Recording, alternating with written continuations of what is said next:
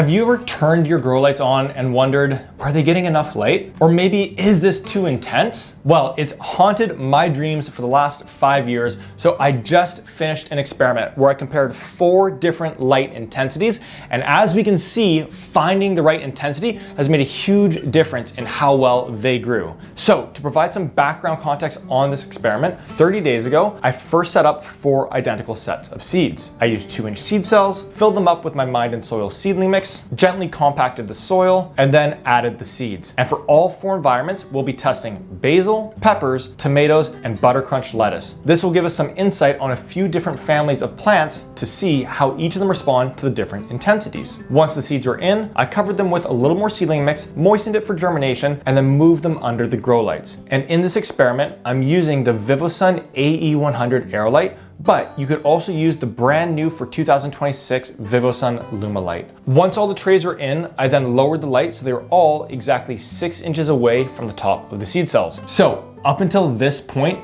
everything has been the exact same, but this is where I started to differentiate the environments. For environment number 1, using the VIVOSUN app, I put the grow light at its lowest possible intensity. That gave me a reading on my PARMETER of about 300 ppfd, which is actually still pretty good. For instance, my windowsill gets less than 100 ppfd, and the seedlings really struggle. And if you don't have a PARMETER, I'll include a link in the description of this video to the exact same one that I utilize.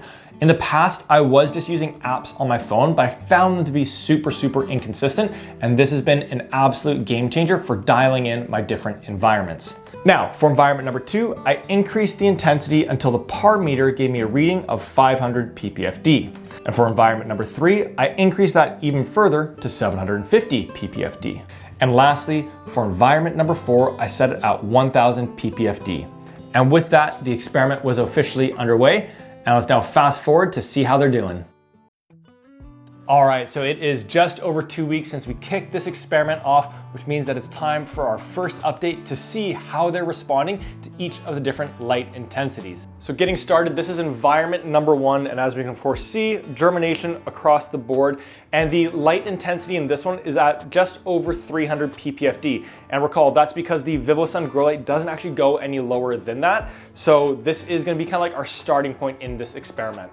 Now here we have environment number 2, and this is at 500 ppfd. And as we can see, definitely more growth, really like across the board. The peppers are further along, the lettuce is bigger, the tomatoes are bigger as well. So these babies are definitely responding well to having a little bit more light intensity. And what's super interesting about this is a lot of the information online will say keep it between 200 to 400 ppfd, but as we can see here, definitely responding better. Now this is environment number 3, 750 ppfd, and as we can see, things are starting to fall behind.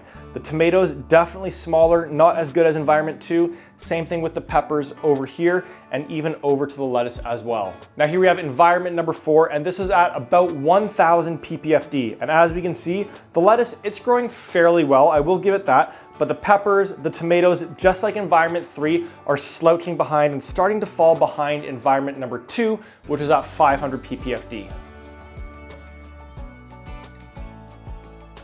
So this is super interesting to me because of all the experiments that I've done, what I keep on coming back to is that the single most important factor to get thriving seedlings is having the right light intensity. Not enough, and they get really leggy.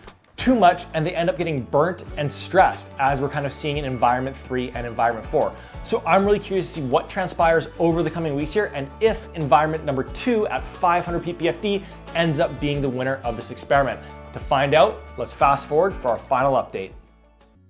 All right, so it is now 5 weeks since we kicked this experiment off, and we've got some super interesting results. I'm so happy to now have some insight on some of these different intensities.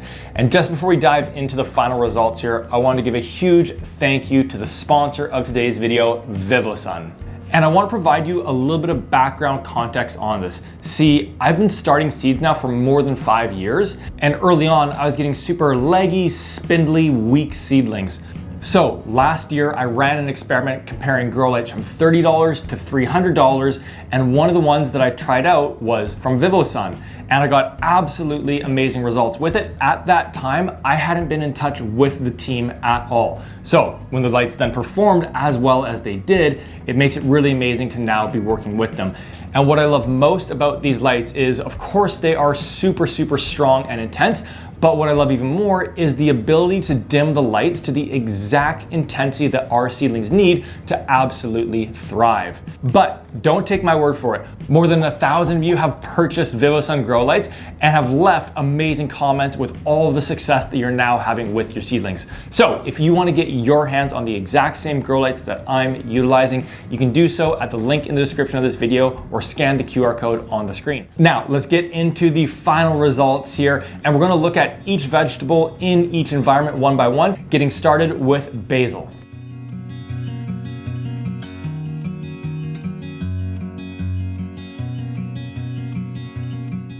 So the only difference between these four environments is of course the light intensity, but as we can see, some really significant differences in growth. For myself personally, I like the 500 option right here. I would start pruning it at this point in time, but I'm also really happy with the 750 ppfd environment, with this plant just being a little bit stockier, a little bit less leggy. Let's move on to our next crop, the peppers.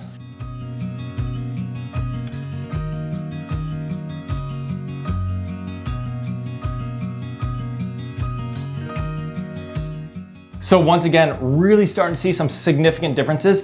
And here we can of course see that the 750 and the 1000 ppfd are really starting to fall behind. And my guess on this is that the light is just too intense and that it's starting to kind of cause a little bit of stress for these plants. And then on the other hand, I think the 500 environment is, at this instance, basically the exact same as the 300. So I would personally opt for the 500 ppfd environment once again here. Let's move on to our third environment, one that I know we're all super interested in, tomatoes.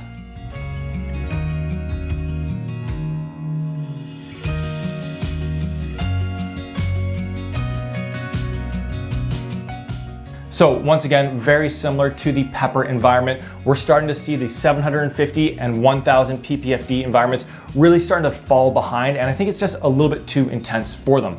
And once again, the 500 ppfd environment really, really strong.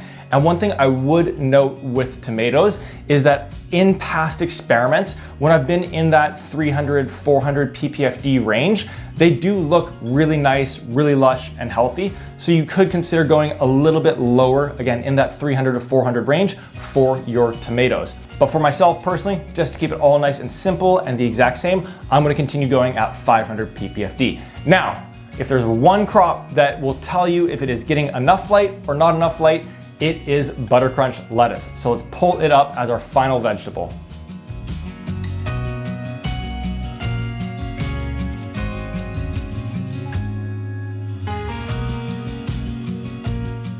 All right, and last but not least, honestly, all four environments are looking pretty good here.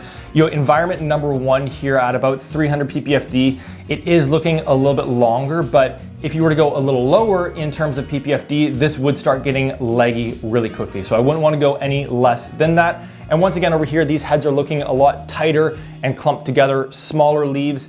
Again, I think that's just due to the more intense light source. So you could, in this instance, definitely go up to 750 or 1000 ppfd. But once again, for myself, I really feel that the winner in this experiment is 500 ppfd. But just before we wrap up, there is one problem. And that is that just like I experienced in my first several years of starting seeds and the grow lights that I was buying, so many of the ones on the market won't even get up to 500 ppfd. So if there's one place that I encourage you to make a good investment in when it comes to seed starting, it is the grow light. It makes the biggest difference in the world. So if you want to utilize the exact same ones that I'm going to be utilizing this upcoming season, you can head to the link in the description of this video or scan the QR code on your screen. And also, if you want to get your hands on the exact same PARMETER that I utilize, it's been an absolute game changer with me in terms of dialing in my different environments. I'll include a link in the description to it as well. But that is everything that I wanted to cover in today's video. This has been super insightful for me, and I hope that it has been for you as well. Subscribe to the channel because we've got tons of experiments and other videos coming out over the next little bit here, and I'll catch you on one of those. See you then.